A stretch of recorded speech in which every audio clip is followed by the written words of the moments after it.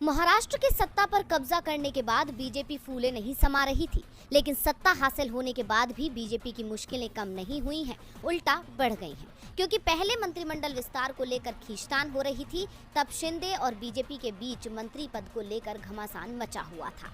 जिसके बाद जैसे तैसे मंत्रिमंडल विस्तार हुआ तो उन लोगों ने मुश्किलें पैदा की जिन्हें मंत्रिमंडल में जगह नहीं मिली, और बागी विधायकों ने खुलकर अपनी नाराजगी भी जाहिर की, क्योंकि उद्धव को छोड़कर शिंदे के साथ आने का उन्हें कोई खास फायदा नहीं पहुंचा।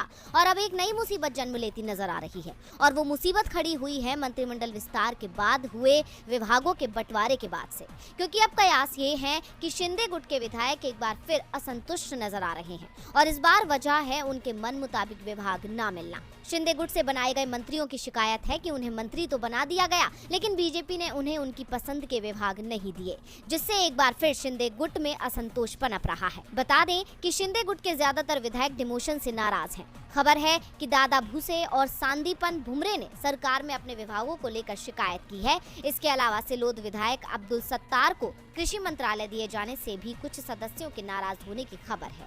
इसके अलावा शिंदे गुट के विधायक भाजपा को बड़े विभाग मिलने से भी नाराज हैं।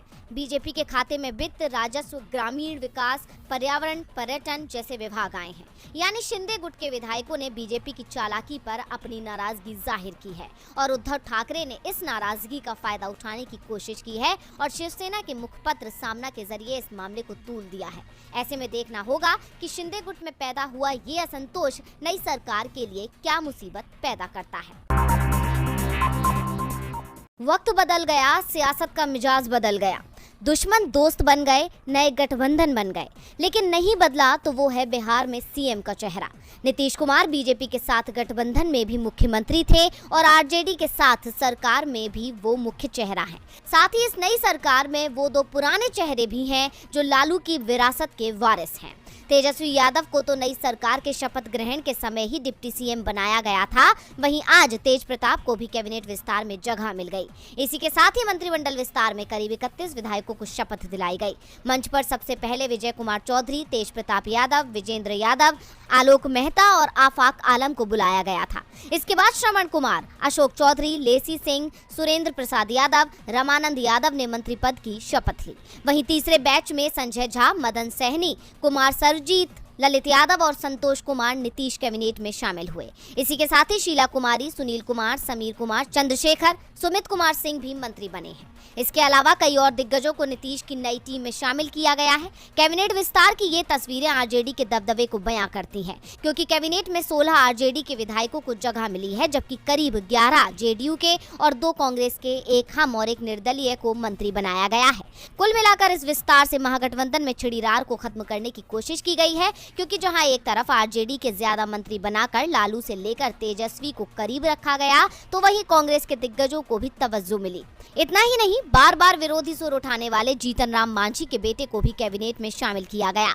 इसी के साथ ही मिशन 2024 को साधने के लिए जातीय कार्ड भी खेला गया। अब मंत्रियों की ये संख्या सियासत में कई मायनों को जन्म दे रही है, साथ ही बीजेपी की टेंशन को भी बढ़ा रही है। अब देखना होगा कि महागठबंधन की इस मजबूती के सामने बीजेपी कैसे टिक पाती है।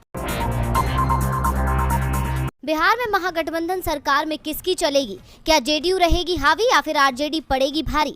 ये सवाल लंबे वक्त से सियासत में उठाए जा रहे हैं, लेकिन अब मंत्रिमंडल विस्तार और विभागों के बंटवारे के बाद धीरे धीरे इन सवालों के जवाब मिलने लगे हैं। जिस तरह से कैबिनेट को नया रूप दिया गया और फिर पदों का बंटवारा किया गया, उसके बाद आरजेडी और जेडीयू बराबर नजर आ रहे हैं। जहां एक तरफ मंत्रिमंडल विस्तार में तेजस्वी का दबदबा रहा, तो वहीं विभागों में नीतीश हावी दिखे। दरअसल आज 31 मंत्रियों को शपथ लाई गई। उनमें आरजेडी कोटे से 16, जेडीयू से 11 और कांग्रेस के 2 मंत्रियों ने शपथ ली।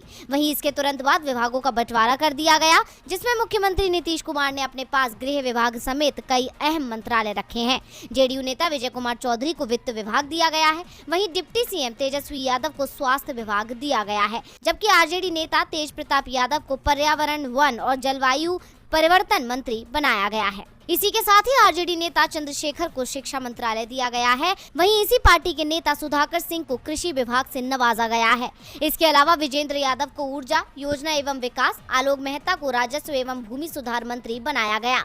वहीं बाकी मंत्रियों को भी उनका विभाग दे दिया गया। इस बंटवारे में जेडीयू का पलड़ा भारी रहा, क्योंकि गृह विभाग और वित्त विभाग उनके पास आए हैं, जबकि लंबे वक्त से तेजस्वी यादव गृह विभाग की मांग कर रहे थे, लेकिन नीतीश ने ये उन्हें नहीं दिया। हालांकि तेजस्वी ने आरजेडी कोटे से ज्यादा मंत्री बनवाकर खुद की पार्टी को भी आगे रखा। अब सभी दलों ने आपसी सहमति से विस्तार के बाद पदों का बंटवारा कर लिया, जिसके बाद माना जा रहा है कि महागठबंधन में रार खत्म हो गई है, यानी नई सरकार मिशन 2024 के लिए तैयार है।